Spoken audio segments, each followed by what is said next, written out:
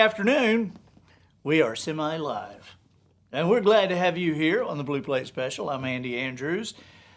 And we're here at Wisdom Harbor Studios at the Wharf in Orange Beach, Alabama. And we're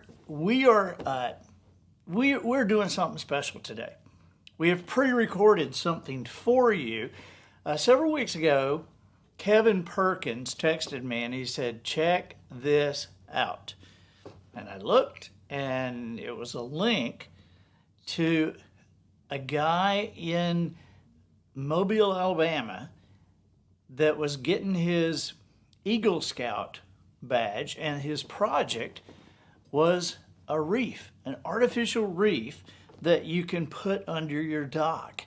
And it filters tons of water, it attracts fish, oysters, crabs, and it is very cool. And the more I got to looking at this, it's called the Eagle Reef Project. The more I got to looking at it and checking it out, not only did I participate in this, but I talked to John Schell's dad, Jeb, and said, could we possibly get John over here for a conversation? And so here is my conversation with John Schell, very soon to be Eagle Scout, and his take on the Eagle Reef Project. This is awesome. You're going to love it. I'm excited about this because my best friend, the old man, Kevin Perkins, turned me on to this. He sent me a text and he said, check this out. And I looked, I was like, where is this happening? And he said, this is a buddy of mine at work, and it's his son. So what we have here is an overachiever. That's what we really have an overachiever. You have a guy going for his Eagle Scout, and this is the Eagle Scout project. And so we're going to let him tell you about it, but please welcome from Boy Scout Troop 147, John Schell. Hey, John. Hey, how are you? I'm glad you're here with us. Man, now, do you know Mr. Perkins? I don't think so. Okay, all right. Well, your dad and Mr. Perkins are friends. And so your dad and my friend Kevin were talking at work, and Kevin sent me the link to your Eagle Reef project. And he said, check this out. And in just a minute, I was like, holy cow. So can you just lay it out for us? This is your project, and tell us what this is about. So it started out at a troop meeting, and we were talking about fishing. It was going to be a fishing camp out. So I was thinking about, well, where do fish go around? They go around reefs, right? So I start researching about fishing reefs. Because not too long ago, someone did in Pensacola, an Eagle Scout sunk a ship so that it would bring all the fish back. Right. So I decided to do some research. And there's a biologist in Florida who designed these artificial reefs that would grow oysters, clams, filter feeders. They would clean out water. It would filter out a lot of the bad stuff that's in the water. And also it would be a nursery for fish, crabs, all these types of marine wildlife, and it would really boost up the ecosystem in areas with not a lot of tidal flow.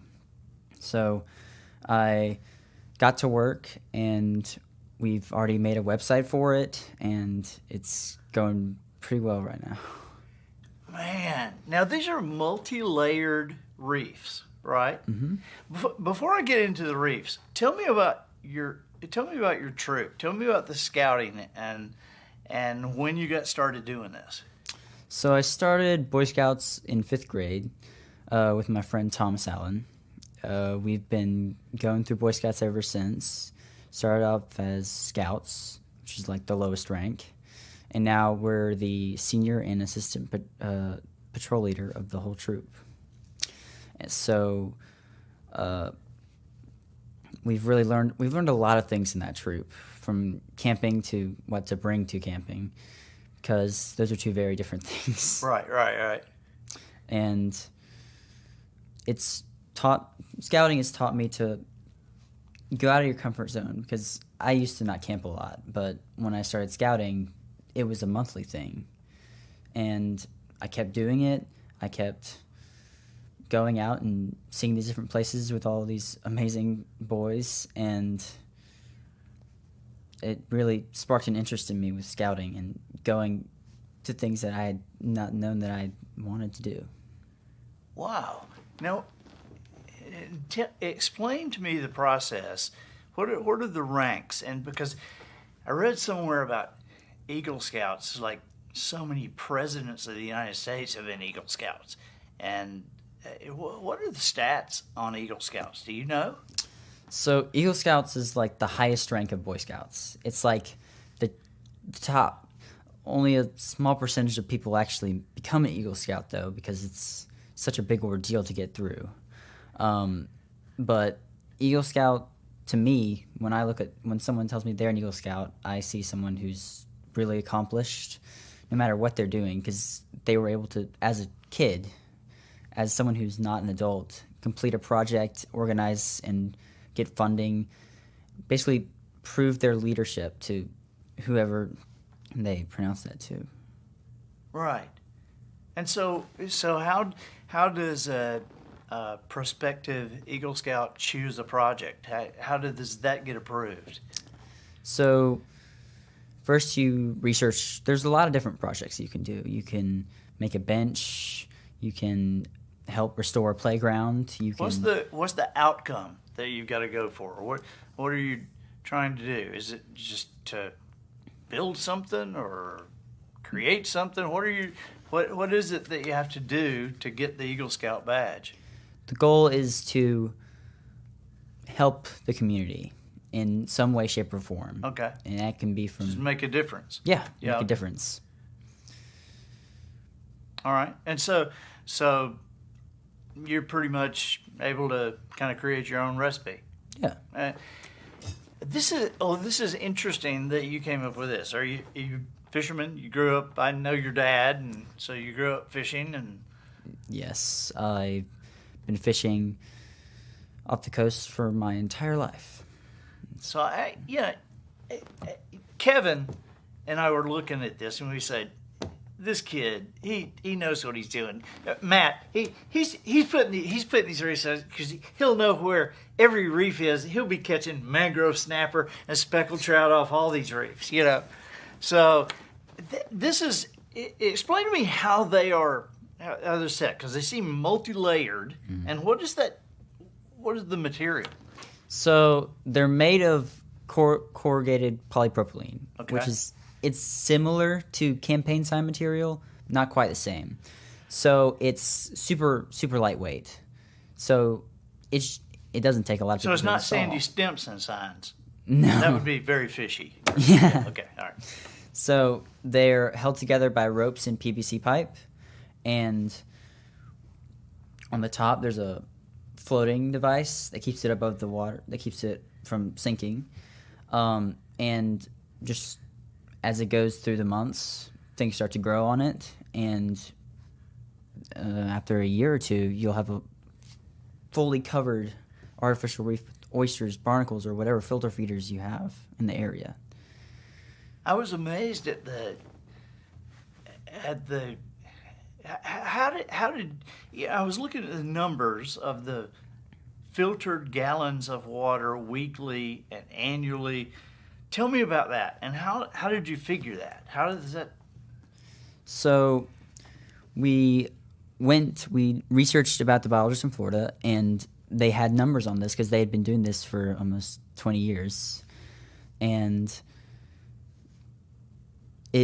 one of these reefs filters 11 million gallons of water per year.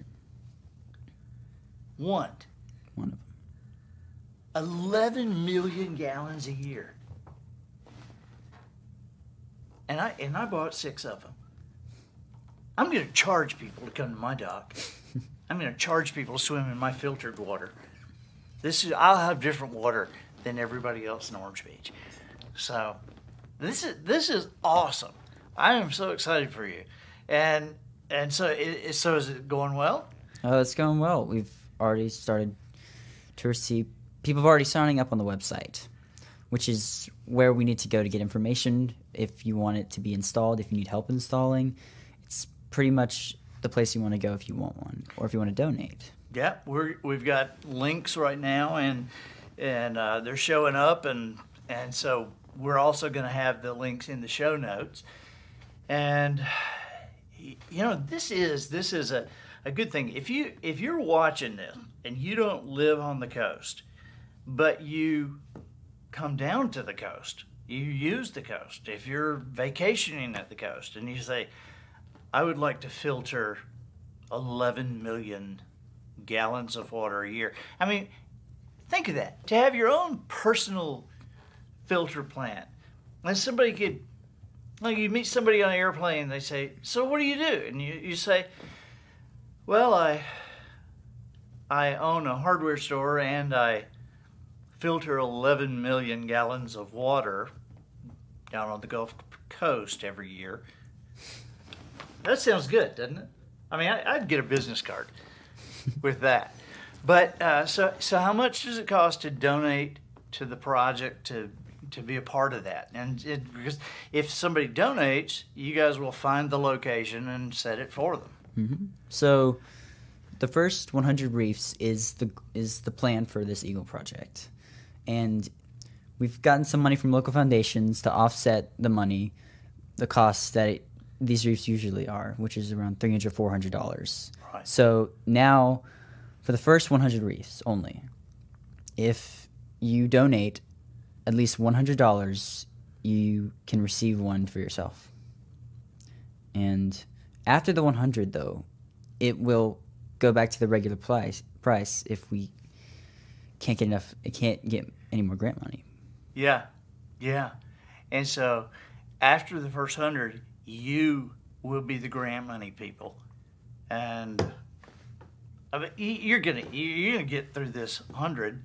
I mean, John, this podcast will get you through 100 people. So, we've got 117 countries listening here. We're gonna have people from Saudi Arabia putting reefs on the Gulf Coast with the Eagle Reef Project. So, I'm telling you.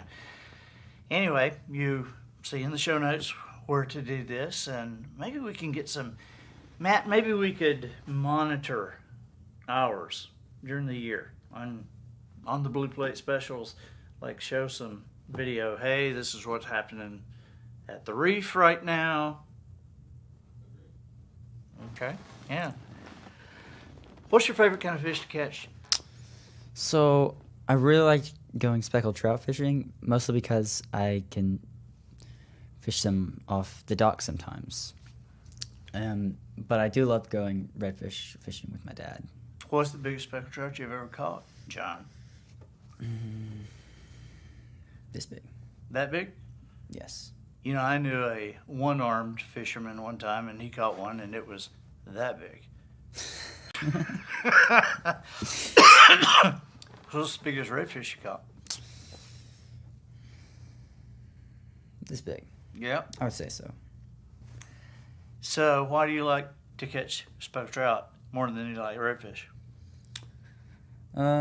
Mostly because I could do it a lot. Some days out in the Gulf when you're trying to fish for snapper or other fish like that, it's too rough for your boat, or it's just raining. And sometimes a redfish will wear you out. Yes. I've caught 3 or 4 redfish and thought, okay, that's it. So, and speckled trout, if the timing is right and if they're around, you can just fish them off of your wharf. Yeah. And that's also one of the things I was thinking about when I started this project. I knew. You looked like this is a man after my own heart. I knew. I could see in your eyes that you really had your own fishing involved there. And so, just let that little live shrimp swim right along that reef. Yeah. They're great. So, what are you looking to do? You go to St. Paul's in Mobile, yes. and where are you looking to go to school afterwards, or are you just gonna like get out of school and go dig ditches, and what are you gonna do? I'm looking around New England, actually. Really? Hmm. Wow. Now, why New England? I like the cold because I like to ski mostly. I also have family up in New England, and it would be nice to have family close by. You know they don't play good football up there. That is true. At least the pro football is pretty good, but college football, I mean, they have Rutgers, I think. But, well, man, I appreciate you coming in with us. This was great. I love it. What? Let me ask you this: what are your plans beyond the Eagle Reef project? I mean, how are you going to keep this going? Is this gonna? How do you check on it, or do you? What do you do? So, some Eagle projects you have to go back and check on it every once in a while, but I'm talking with a local foundation about when I'm finished with the 100, passing it on to them and them doing a 1,000 reef challenge. Wow. Mm-hmm. Yeah, very cool. And so think of all that filtered water, and I guess it'll be in a big barrel there on the end of the beach. All that filtered. Man, I'm excited for you, and thank you for being with us here and taking your time to come and do this. And you're a great example for guys and girls who are coming along and looking for some way to make a difference. And this is a good one, an unusual one, and making a big difference. So thank you. Thank you so much. All right. Was that great?